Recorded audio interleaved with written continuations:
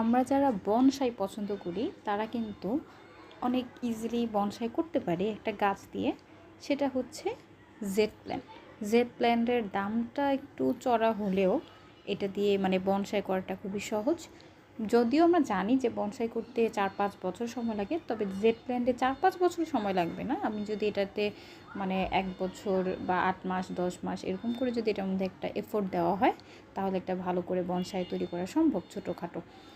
আর এইখানে হচ্ছে এরকম করে একটা কাটিং নিব। কাটিংয়েরটার যেই মানে আমার মাটিতে কীভাবে দিব সেটার সিস্টেমটা হচ্ছে এই যে 2টা নোট মানে 2টা পাতা নিচের স্টেপ অনুযায়ী 2টা পাতা আমরা ফেলায় দেন এটা হচ্ছে মাটিতে দিয়ে রাখবো। এটা মাটি, কোকোপিট, বালি যেখানেই দিই না কেন ভালোভাবে গ্রোথ হয়। তবে পানিরটা আমি বলতে পারতেছি না, পানিরটা মেবি হয় না বা এটা রিসার্চের বিষয় আছে।